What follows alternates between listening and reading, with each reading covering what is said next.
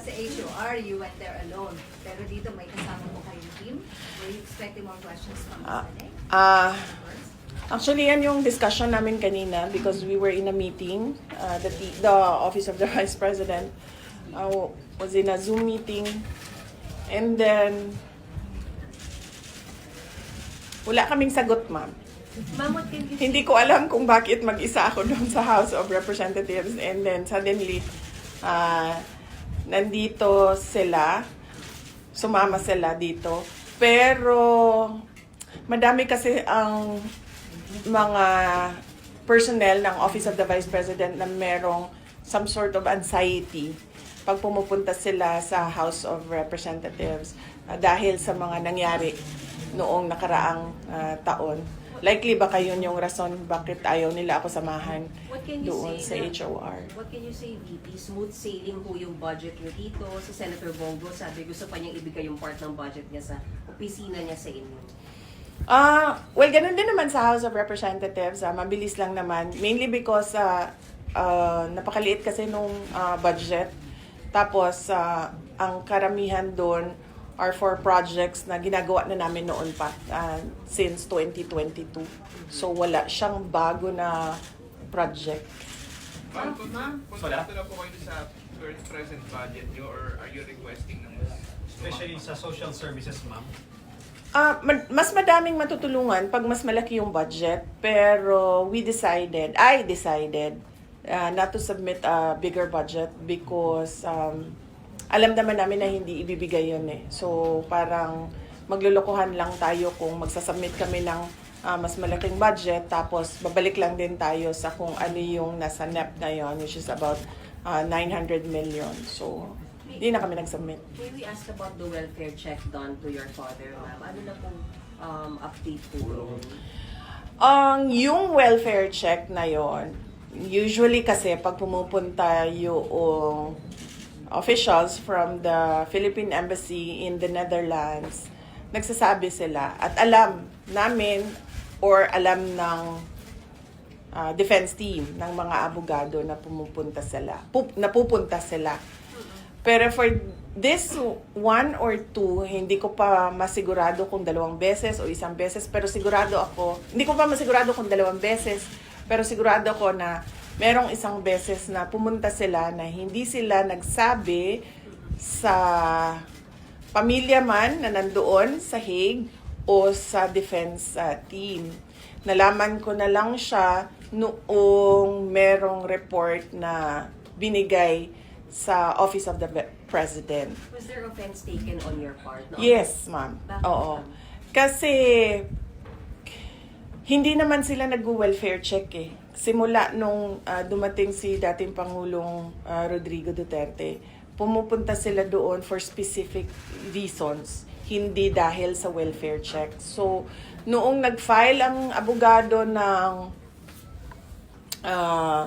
indefinite adjournment, noong proceedings, suddenly meron ng welfare check na ginawa yung officials ng embassy. At kung makikita mo doon sa report, ay ini-interview nila si dating Pangulong Rodrigo Duterte. And somehow, nagbibigay sila ng, although nagsabi naman sila doon that we leave it to the medical experts, sa assessment ng overall health niya. Pero meron silang mga insinuations doon na para bang silang nag-a-assess ng kanyang kalusugan. And you see malice in that? Of course, yes. I see malice in that. Number 1, they never did a welfare check. Number 2, they did not coordinate with the defense team. They did not inform the defense team or the family members who are at that time in The Hague. And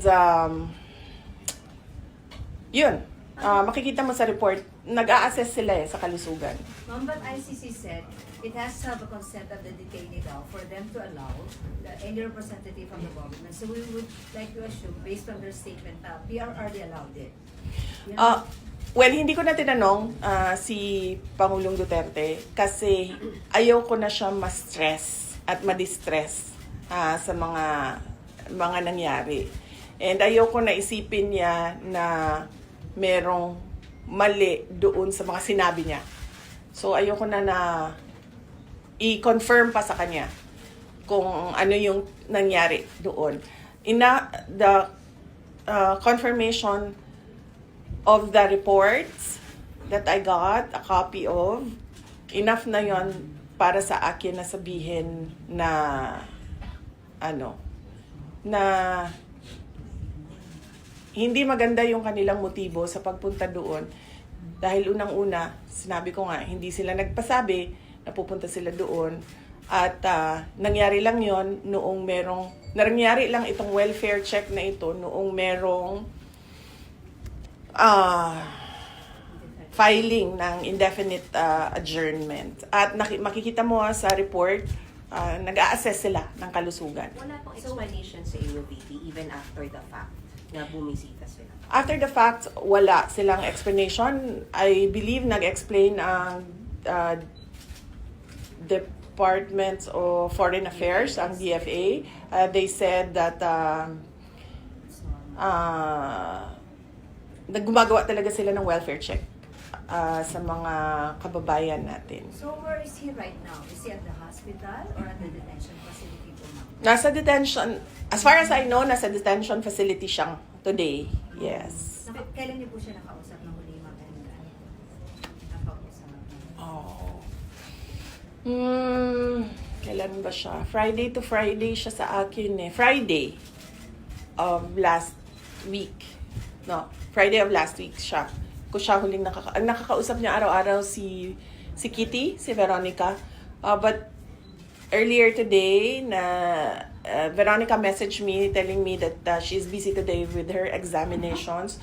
So can I take the call of President Duterte? So I expect him to call this afternoon around between 11 a.m. to 1 p.m. in The Hague. May So how was the he, health ma'am? condition po ni Pangulo? Is he well, unwell? Kamusta po si Pangulo? We will soon know because I believe and I expect the court to litigate the submissions, the petitions of the defense. I mean, the health condition po of your father. Kamusta Oo. po siya? Like ngayon, today, hindi ko pa alam. Hindi ko siya nakausap today. Ma'am, kumusta yung usap niyo no Friday? How was he po? Last Friday, ano nga ba yung pinag-usapan namin? Nakalimutan ko na. But does he sound well? Does he sound okay? Hindi ko na maalala. Lately, he's been distressed about the flood control talk. So, I'll try to avoid that later. What is he Ma'am, distressed dun sa- about that? Why is he distressed about that? Kasi, sasabihin lang naman kasi ni PRD na sinabi ko na si BBM ay hindi marunong, he's a weak leader, and he doesn't know anything at all about governance. So, Are you distressed the same way as he is about the flood control issues? oh yes ma'am, of course. Sinabi ko na yan noon, hindi naman masama ang loob ko sa ginawa nila sa paninira sa pangalan ko eh. Masama ang loob ko dahil sa ginawa nila sa bayan. Ma'am, regarding the interim release, may country na po ba na pupuntahan si President Duterte? Merong bansa na nagsabi na tatanggapin nila si dating Pangulong Rodrigo Duterte. Hindi ko lang masabi kung saan. Pero sa Asia ba ito, ma'am? Sorry. Hindi ko masabi kung saan, ma'am, kasi hindi ko masabi. Ma'am, your reaction lang dun sa mga lumalabas sa Senate hearings, allegations of bags of money being delivered po kaila Congressman Zaldico, Congressman Romualdez. Do you have any reaction on that? Billions of money po. Well, matagal naman namin na alam yan dahil matagal naman na yan pinag-uusapan. Simula pa lang noong pagpasok namin as President and Vice President, naririnig na namin yung delivery ng mga pera na nakalagay sa mga suitcases. Pero ngayon lang siya lumabas in public dahil merong witness na nagsabi na siya mismo ang nagdadala nung mga suitcases na yon.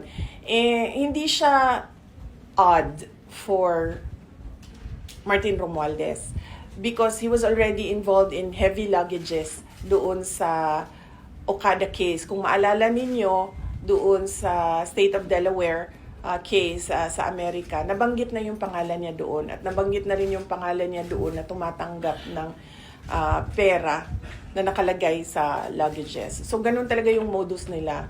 You weren't surprised? Hindi na ako nagulat, ma'am. Kasi nababalita naman na yan noon. Hindi lang natin napag-usapan in public kasi walang at noon, panahon na yon, walang magsasabi na nakita ko, ginawa ko first hand kung ano yung nangyari. Di tulad ngayon na meron talagang isang tao na nagsabi na kung ano yung sistema, ano yung ginawa nila, at paano nila ginagawa yun. Ma'am, can you confirm the report? Going back to Sir, last Friday daw, his brother, Sir Bong, was not allowed to visit him at the detention. Did it reach to you already, ma'am? No. I have to clarify that. No? That is not true. I made a mistake kasi ako yung nagta-traffic nung scheduling ng mga tao na bibisita sa The Hague. Noong merong pinasa sa akin na listahan ng schedule, akala ko yun na yung final confirmed schedule. Hindi nakasali doon yung Friday nakaraan na schedule. Akala ko hindi nakasali yung Friday. In fact, nandoon na siya sa The Hague, yung kapatid ni dating Pangulong Rodrigo Duterte, precisely for that visit. Pero hindi ko nabantayan sa bagong listahan na wala yung Friday doon. So, ako ang nagkamali doon sa hindi niya pagbisita noong Friday. Ma'am, your comment on the resignation of Mayor Magalong from ICI. Ayaw mag-comment. Huwag na lang, sir. No comment. But sorry, balik ko lang.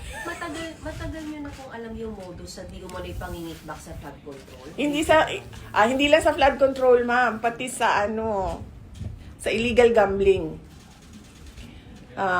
Tumatanggap sila. Sino po sila? So, si Martin Romualdez. So, hindi lang siya sa flood control. Baka kasi yung tao na nagtrabaho ng basura, flood control yung pera na tinatransport nila. Pero marami pang iba pang mga sources ng corruption na dinideliver. Ma'am, May we follow know up po yung yung source source. kayo. Ma'am, may we know po yung source ng information na ito that they are receiving. Yung mga ayoko sabihin kasi tatanggalin nila. Pag sinabi ko, tatanggalin nila yung tao. Wala na tayong... From his office? Pero hindi po ba... Oh, yes. From his Hindi po office? ba dapat lumabas ngayon para makasuhan sila? Ayaw lumabas ng mga tao eh. Dati pa naman kami nagsasabi na na magsalita kayo. Takot lahat kasi magsalita ngayon dahil syempre aabot yun until the office of the president. Diba? Ma'am, So, do you think walang the nagsasalita. Pero pag sinabi ko kasi kung sino at anong klaseng personnel, maaano nila kung sino yung nagsasabi doon sa loob. But from the office of Congressman Romualdez po yan? Oh yes. Ito din yung mga tao na nagsasabi sa akin na na aatake sila sa confidential funds. Ito din yung reason kung bakit hindi na namin ginamit yung confidential funds on the third and fourth quarter. Third and fourth quarter noong 2023 kasi sinabihan na kami na pinagmimitingan sa loob. But do you think the government is still stable given No. the hate? Ma'am. Bakit No. Our institutions are clearly abused. They are used for personal gain. They are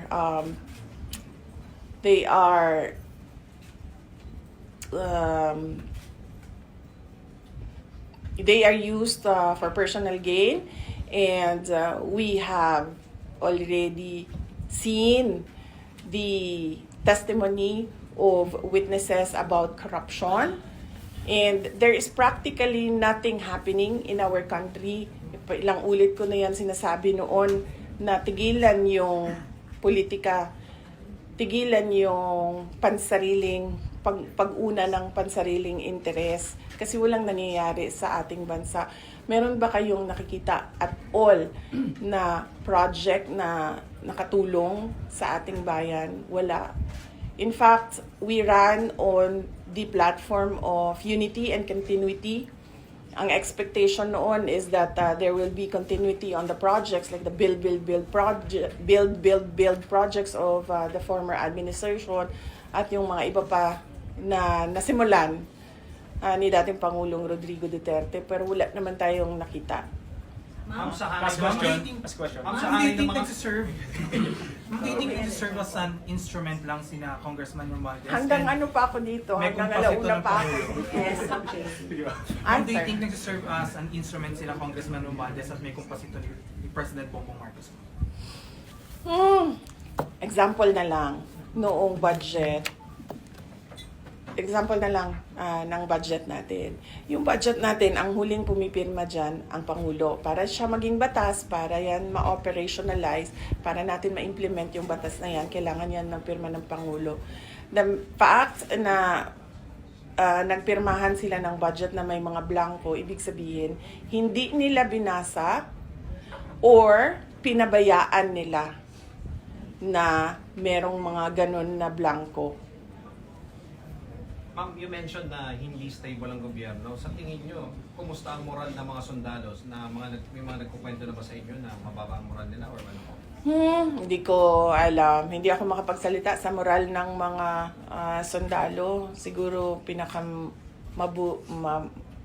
mabuti ba ang word na magsalita patungkol sa moral is sila na mismo ang magsabi. May info kayo na si former Senator Trillanes, isa daw doon sa allegedly na pumasok sa ICC to check on PRRD. Merong mga sinabi na ganon, pero hindi ko siya ma-confirm kasi hindi kami nakakakuha ng information sa loob ng detention unit. Nalaman ko na lang yung welfare check kasi dahil sa report na binigay sa Office of the President. So, bago nun, hindi namin alam yon na information mula sa detention unit. Nakukuha namin tulad nung dinala siya sa hospital dahil dahil nakita siya na walang malay sa sahig ng kanyang kwarto, nakuha namin yon sa hospital personnel. Hindi sa detention unit, hindi sa ICC. So, di ba informed by ICC, ma'am? No, hindi kami hindi kami sinabihan kami na family members, hindi kami sinabihan na may insidente na ganun. Nakuha lang namin yon sa hospital personnel. Madami kasing Pilipino kahit saan ka pumunta, 'di ba, sa buong mundo. Kaya nga hindi makapagtago si Saldico kasi kahit saan ka pumunta, daming Pinoy. So yung hospital personnel nagsabi. When was daw po nangyari? When was this? Kailan daw po nangyari po? Nakita siyang ano? Hindi ko na maalala. Pero hindi ngayon yon, hindi the moment na lumabas yung statement. Hindi lang ako nagsalita noon. Kasi parang ang sabi ko sa lawyer na pag may mangyari naman na ganyan, kung pwede, magbigay naman sila ng information sa inyo. Kahit hindi na sa pamilya, kasi sa tingin nila, hindi dapat siguro bigyan ng, hindi ko alam kung anong rason nila, sabi ko kahit sa inyo man lang. And then, sinabi ng lawyer that we will work on this and make sure that this will not happen again. So, hindi na ako nagsalita.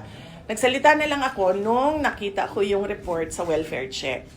Kasi, para bang hindi kaya ng ICC, hindi kaya ng ICC na i-secure ang dating Pangulong Duterte. Tulad nito, merong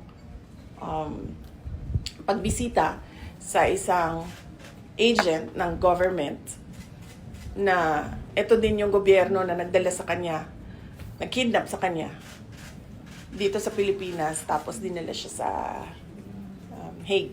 May we know yung particular reason bakit po siya nawala ng malay? Any particular illness that led to that, VP?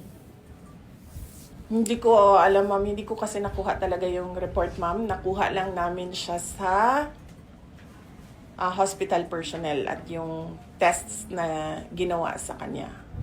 But was it confirmed po, for example, by the former president na nangyari nga yung incident na yun as reported by the hospital personnel?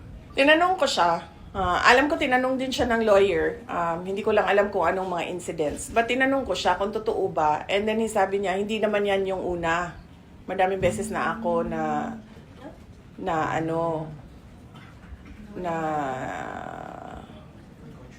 may ganyan. Natumba was his term.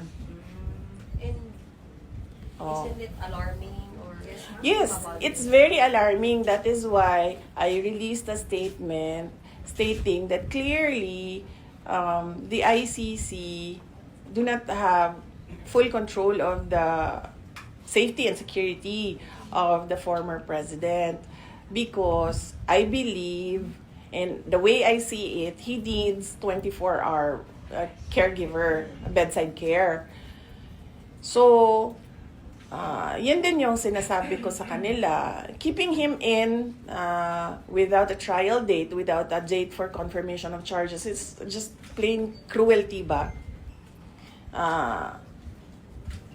Pinapahirapan nila yung tao. Nakadetain siya ng para ba siyang kinulong ng hindi siya na-convict. Kaya sinasabi ko doon sa statement na for humanitarian purposes, they should give or they should allow the interim release of former President Duterte. Anyway, wala namang plano yung tao na lumayas. Nakita naman natin sa behavior ni dating Pangulong Duterte noon, hindi naman siya nagtitreten ng witnesses or ng mga complainants. And wala naman siyang balak bumalik as mayor ng Davao City, because sinasabi nga niya, wala naman ako doon, and that would be an injustice to the Davaoenos na meron silang mayor na wala doon. So, wala nang legal reason ba kung bakit hindi pa ibigay yung interim release. VP, I need to ask lang, nagkaroon ng rumored ko dun sa malawakang protesta 2 weeks ago. Meron mo bang nakipag-usap sa inyo for a possible change in leadership? Wala, ma'am. Wala sa akin. Baka sila lang gusto maging president. So, sa kanila na yan, ma'am. Ma'am, just to be clear, yung Last... last maging si JC. Ma'am, yung last incident na sinabi nyo regarding the health of the former president, alin ho ba yun? Nauna ba yun na nangyari before the welfare check, or the welfare check muna bago nangyari the last incident? Wala kasi sa akin ang timeline ngayon, sir. Wala sa akin ang timeline. So, hindi ko alam kung ano yung nauna, yung welfare check o yung he was found unconscious on the floor, or ano. Wala sa akin yung timeline, sir. Ma'am, may choice kayo na sa mga countries na po pwedeng mag-host sa kanya sa interim release. Will it be sa Europe or Asia? Ano bang preferred ng family po? Kung ako, Davao City talaga. Davao City, Philippines. Kahit house arrest yan doon, kahit na gusto ng ICC na ilibing sa ilalim ng bunker yan, na yung house arrest niya, walang problema sa amin, gagawin namin yan. In fact, I think, mas makabuti pa nga kung ibigay na lang yung interim release na yan, because we can encourage him to cooperate sa mangyayari na trial kung meron man, or mangyayari na hearings kung meron man. And, you know, mahalaga sa amin yung word of honor namin, no, sa pamilya. So, kung sinabi namin na papaniguraduhin namin na lahat ng hearing na sinabi ng ICC na umattend siya, papaniguraduhin namin na nandun siya at nag-attend siya. Alright, okay, Thank you, ma'am. ma'am. Grabe, yun lang yun. Nakikita ko yung senyas mo kaya. Alam mo, may mata ako dito, JC. Dito, oh. Thank you, Alright, thank you ma'am. so much. Thank you. Salamat. Thank you, Senator Media. Thank you, sir.